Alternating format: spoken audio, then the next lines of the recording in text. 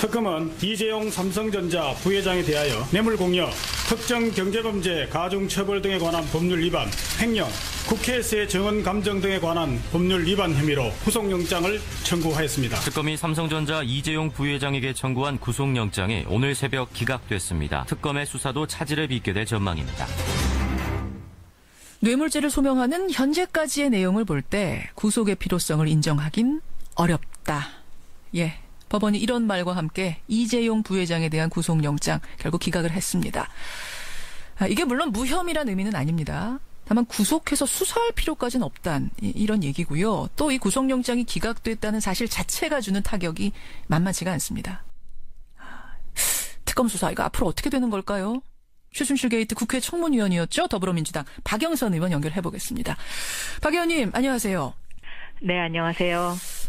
사실 이제 구속 수사냐 불구속 수사냐 특검도 깊은 고민을 하다가 네. 신중하게 결정한 게 그래도 구속이다였는데 이게 구속영장 청구할 땐 자신이 있었다는 얘기로 저는 읽혔거든요. 근데 어떻게 이게 기각이 됐네요.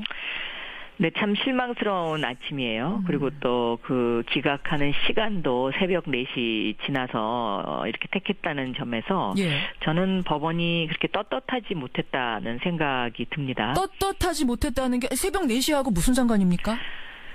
가장 취약한 시간이 새벽 4시 아닌가요? 우리 그 기사라든가 뭐 여러 가지 그런 그 시점으로 봤을 때. 예. 네, 그래서 뭐 이게 뭐 법리 검토에 시간이 걸렸다고 말은 하지만 아마 이미 일찌감치 결정이 나 있었을 거고요. 그 택하는 시간도 새벽 4시 넘어서 사람들이 이제 그 새벽에 이제 뭔가 이렇게 그 시간 되면 대부분 기자들도 긴장이 풀리고 그렇죠. 그래서 이것이 이제 그 핸드폰으로 뜨는 속보조차도 뜨지 않았었거든요. 그렇기 때문에 참 그 많은 국민들이 씁쓸한 아침을 맞을 것이다. 저는 그렇게 생각하고요. 제가 일찌감치 말씀드리지 않았습니까? 우리나라 권력 서열 0순위가 바로 삼성이다. 항상 그런 얘기 하셨죠. 네, 삼성공화국이다. 예, 그래서 이번에는 법원이 삼성의 벽을 넘을까 하는 그런 기대가 있었는데 예. 역시 못 넘었습니다. 그리고 지금까지 이 삼성과 관련된 그런 어떤 그 법원과의 관계에서 보면 제대로 법원이 삼성의 그 벽을 넘어본 적이 지금까지 없습니다. 왜요? 결국은 그 법리라는 이유로 해서 돈으로 주무를 수 있는 권력의 어떤 그런 하나의 그 모습을 보여주는 것이죠. 전사적인 로비 이런 게 있습니까?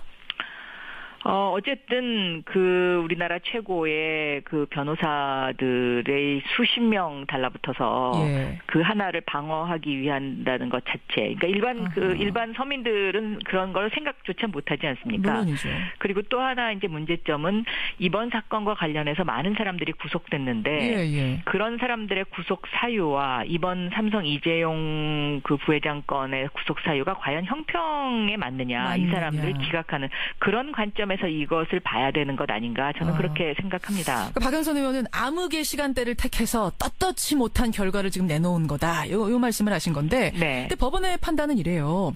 아직 대가 관계와 또 그 부정한 청탁 등에 대한 소명 정도 그리고 각종 지원 경위에 대한 구체적인 사실관계가 다툼의 여지가 있다. 따라서 이게 이제 수사하지 말라는 게 아니라 구속 수사를 할 만큼 소명이 안 됐다. 이런 얘기를 하는 건데요. 그 다툼의 여지는 늘 있는 거고요. 그러니까 그 삼성 측이라는 데서는 늘 이런 어떤 다툼의 여지를 생각하고 일을 추진하는 처음에 시작의 과정부터 그랬거든요. 우리나라가 지금까지 어떤 그 이재용 부회장이 15조 내지 16조의 재산을 형성하는 과정에서 단 1%의 그 상속세도 지금까지 내지 않았는데 그런 과정에서 다 어떤 법리 다툼 속에서 그 법의 그 교묘한 그 망을 피해 나가는 것은 그거는 이제 시작부터 그랬던 거기 때문에 다툼의 여지는 있었던 거고요. 제가 보는 관점은 이 최순실 사안과 관련해서 다른 사람들이 구속됐는데 그 다른 사람들과 이재용 부회장이 형평의 원칙에 맞느냐. 그럼 다른 사람들은 다툼의 여지가 없어서 다 구속 수사했느냐 이 말씀인 거죠? 그렇습니다. 다툼의 여지란 건 누구나 다 있는 건데 왜 유독 이재용 회장에게만 그 다툼의 여지라는 거를 크게 무게를 뒀느냐 이 말씀이세요. 그렇습니다. 근데 이제 그런 얘기들 하잖아요. 삼성이니까 삼성이 지금 얼마나 많은 국민들의 직장이냐. 이 구속하면은 그럼 우리 경제가 휘청일 거다. 이 얘기는 늘 나오는 건데.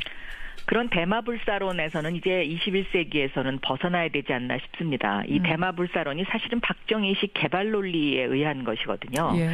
과거에도 왜 큰 은행은 결코 망하지 않는다. 그렇죠. 그런 어떤 것이 있지 않았습니까? 그런데 삼성이라고 해서 법을 어겼다고 했을 때 그것을 과연 그러면 봐줘야 되느냐. 선진국 같은 경우에 미국의 그 에너지 7위 기업이었던 엔론이 파산을 했을 때 켄 레이 회장이 구속이 됐었습니다. 그렇죠. 그러니까 저는 돈으로 주무를 수 있는 권력의 범위가 넓을수록 후진국인데 대한민국은 아직은 제가 보기에는 선진국이라고 말하기에는 여러 가지 많은 구멍이 있는 나라다. 그리고 정의가 과연 사회적 정의가 무엇이냐에 대한 어떤 기준과 원칙도 들쭉날쭉하지 않나 하는 생각을 합니다. 이제 중요한 건 특검 수사가 어떻게 되느냐 이 부분입니다. 이게 하여튼 심리적인 타격은 분명히 있어요. 지금 국민들 저희 문자 굉장히 많이 보내주시는데 뭐 분노한다, 절망감이 든다 이런 문자 굉장히 많이 들어오거든요. 국민들의 심리적 타격 분명히 있습니다. 특검은 어떤가요? 저는 특검도 뭐 일정 부분 타격이 있을 거라고 생각합니다. 그렇죠. 왜냐하면 아무래도 좀 위축되죠. 그렇죠. 그리고 이제부터 이제 사실은 굉장히 중요한 수사들이 남아 있습니다. 김기춘, 조윤선 이 두 사람에 대한 구속영장이 또 이제 신청이 됐죠. 됐습니다. 그리고 또 우병우 수사가 아직 시작도 안 했지 않습니까? 그렇기 때문에 사실 이제 그 2월 말까지 이제 막바지 어떤 그 정점을 삼성 이재용 부회장에 대한 구속 여부로 정점을 찍고 이제 막바지 수사를 이 박차를 가해야 하는 그런 시기인데 대통령 조사도 2월에 하겠다, 초에 그렇습니다. 하겠다 이런 얘기까지 있었는데. 네. 그래서 조금 그런 부분에 있어서는 저는 굉장히 아쉬운 점이 많다 이렇게 생각이 되고 댓글이 지금 엄청나게 달리더라고요. 그렇더라고요. 그런데 뭐 그 댓글 중에 보면 이 판사님이 재벌영장 기각 전문 판사다 뭐 이런 댓글도 있습니다. 뭐 롯데, 옥시, 폭스바겐 전부 다 기각했다. 뭐 이러는데 물론 법리가 중요합니다. 법리가 중요한데 뭐 문학으로 치면 평론처럼 하나의 장이죠.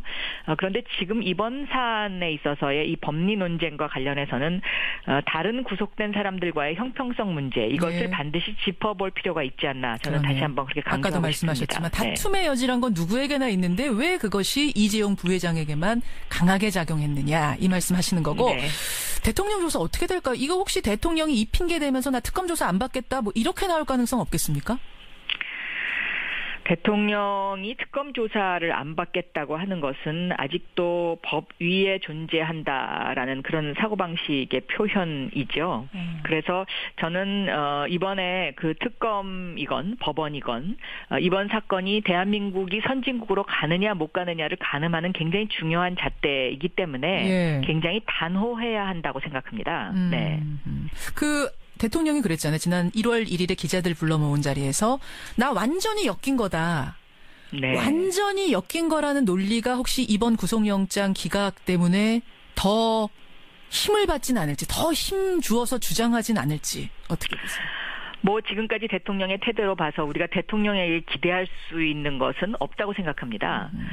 그렇기 때문에 뭐 또 궤변을 피겠죠. 그리고 엮였다는 그 단어 자체가 대통령으로서 구사할 수 있는 그런 단어는 저는 아니다라고 그 당시에 생각했었습니다. 엮였다. 그렇긴 해요. 그렇긴 해요. 알겠습니다. 제가 앞서서도 말씀드렸지만 국민이 바라는 건 진실입니다. 진실.